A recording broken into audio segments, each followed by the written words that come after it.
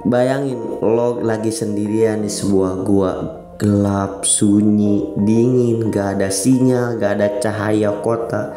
Tiba-tiba lo ngerasa ada yang meluk lo kenceng banget. Lalu suara misterius datang, dan suara itu terdengar, bacalah, bacalah.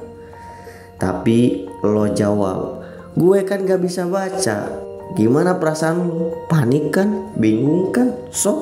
Nah itulah yang terjadi 1450 tahun yang lalu. Bukan cerita horor, tapi kisah nyata. Malam ketika wahyu pertama turun kepada Nabi Muhammad SAW. Di video kali ini kita bakal bahas secara lengkap dengan referensi yang akurat dari Quran dan hadis dan buku-buku sejarah. Yuk simak sampai habis video kali ini.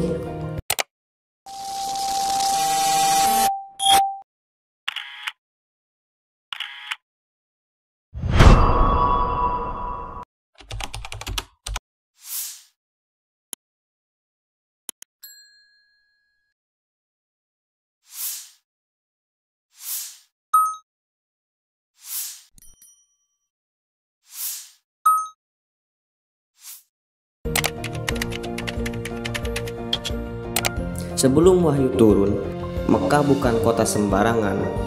Secara ekonomi, Mekah maju sekali. Banyak pedagang lintas negara mampir ke sana, tapi secara moral dan spiritual rusak banget. Ka'bah yang dulunya simbol tauhid malah dipenuhi 360 berhala. Perempuan dianggap rendah, bahkan bayi perempuan dikubur hidup-hidup. Riba merajalela, perbudakan jadi budaya, dan hukum rimba berlaku. Siapa yang kuat, dia yang menang. Nah, di tengah-tengah kekacauan itu ada seorang pria yang berbeda, yaitu bernama Muhammad bin Abdullah.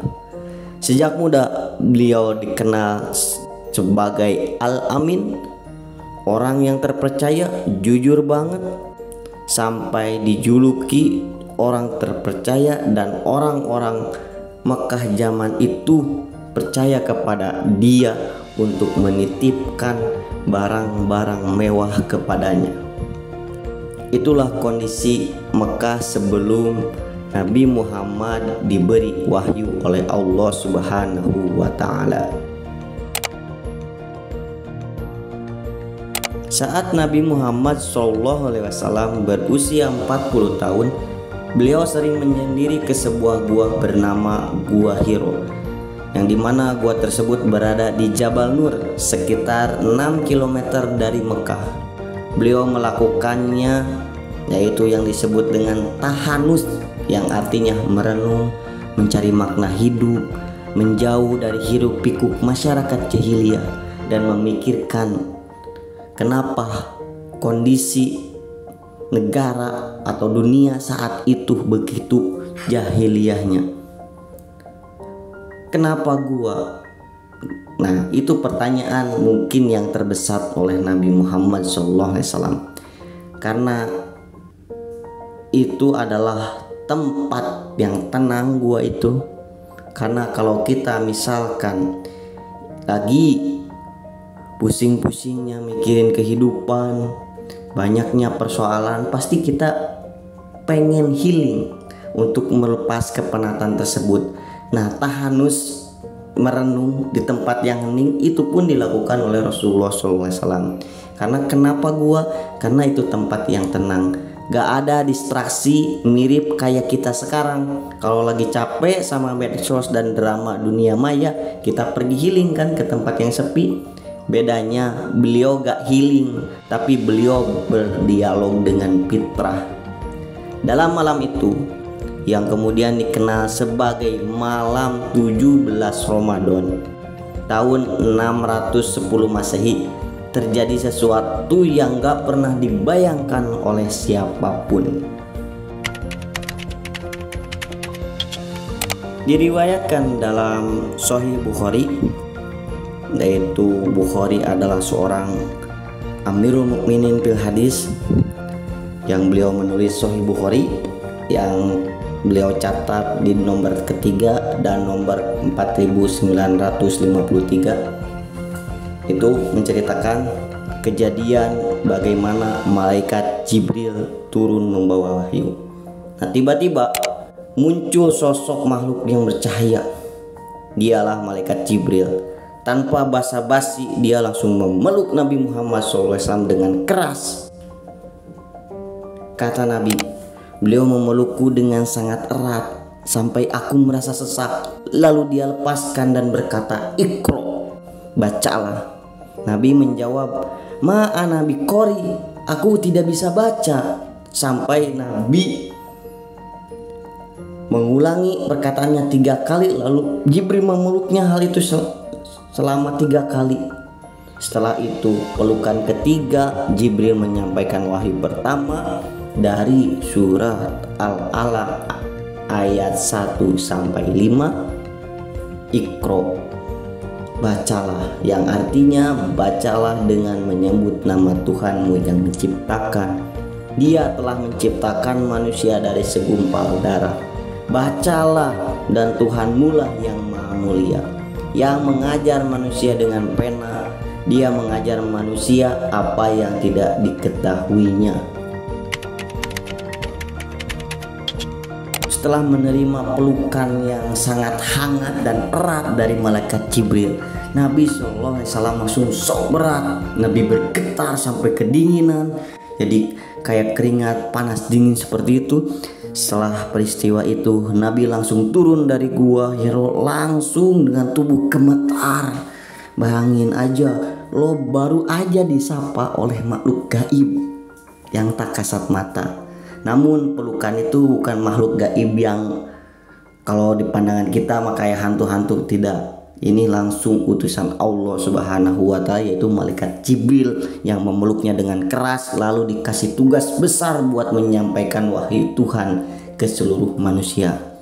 Nabi langsung pulang ke rumahnya dan berkata kepada istrinya, yaitu Khadijah binti Khuwailid, "Jamiluni, jamiluni, selimutilah aku, selimutilah aku." Lalu istri beliau, yaitu Khadijah binti Khuwailid, langsung menenangkannya beliau. Lalu beliau menceritakan semuanya, kejadian yang dialami oleh Nabi Muhammad diceritakan kepada istrinya. Maka respon Khadijah sangat luar biasa. Bukan panik, bukan ketakutan, justru malah mensupport total apa yang Nabi Muhammad alami waktu itu. Yaitu dalam hadis riwayat Bukhari dijelaskan nomor 4953 yang artinya, "Demi Allah, Dia tidak akan menghinakanmu."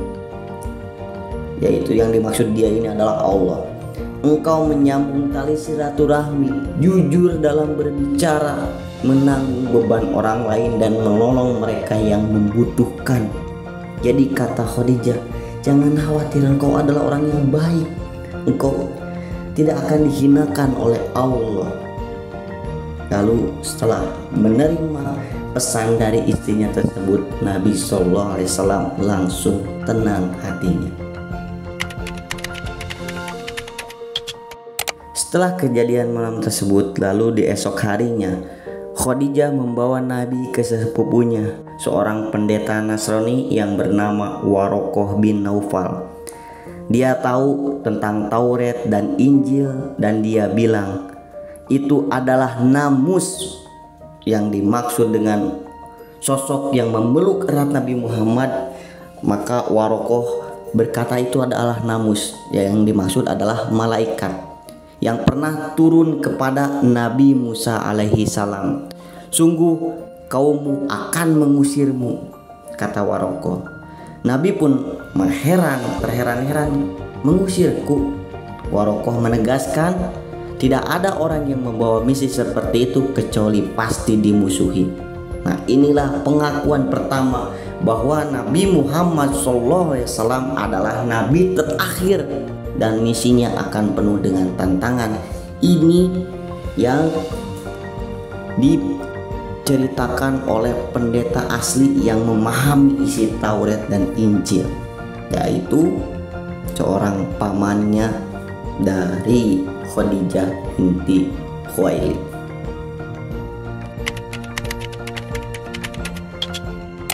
Kita kadang lupa 5 ayat pertama ini bukan sekedar teks, bukan sekedar pesan biasa, tapi ini adalah bom peradaban kejahiliahan. Sejak turun kata Iqra, bacalah, Islam membuka jalan ilmu pengetahuan. Ayat itu menyebut 3 poin penting terhadap apa yang diturunkan oleh Allah Subhanahu wa Ta'ala. Wahyu pertama yang diturunkan kepada Nabi Muhammad, yaitu yang pertama penciptaan, biologi asal usul, dan yang kedua pena, literasi, dokumentasi, dan yang ketiga adalah ilmu. Nah, dari situ muncul generasi ilmuwan seperti Al-Khwarizmi, Bapak Al-Jabar, yang akan membuka dunia dengan temuan-temuannya matematika yang beliau kuasai. Dan yang kedua muncul sosok Ibnu Sina yang orang barat menyebutnya Avicenna, yaitu bapak kedokteran modern. Dan yang ketiga muncul sosok Al-Farabi, Ibnu Rushd, dan lain sebagainya. Nah, semua itu dimulai dari satu perintah yang sangat sederhana oleh Allah Subhanahu wa Ta'ala, perintahkan kepada Nabi Muhammad, yaitu Iqra, bacalah. Jadi wahyu pertama itu tentang bagaimana cara kita merubah peradaban, yaitu dengan membaca, dengan berilmu, dan membaca dan berilmu, tapi tidak lupa dengan bertuhan hanya kepada Allah Subhanahu wa Ta'ala. Menarik banget untuk kita renungkan refleksinya. Kenapa wahyu pertama bukan tentang sholat atau zakat? Nah, ini yang sangat menarik. Wahyu pertama bukan soal ibadah, bukan tentang sholat, bukan tentang zakat, dan bukan tentang puasa, tapi tentang ilmu. Why? Kenapa? Karena Islam datang buat ngebangun kesadaran, bukan sekedar ritual saja. Ilmu adalah pondasi, dan bacalah bukan hanya huruf, tapi bacalah alam, sejarah, diri lo sendiri, dan hidup ini.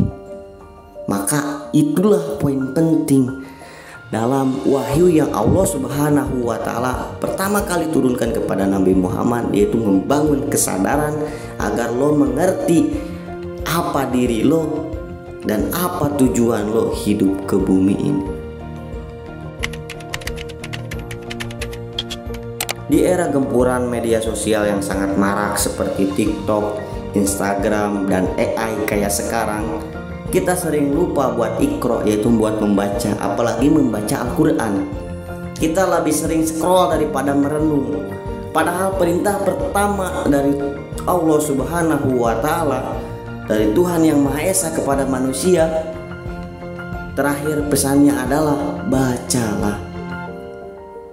Pikirkan dan cari tahu. Nabi terakhir diperintahkan pertama kali untuk Iqra, membaca.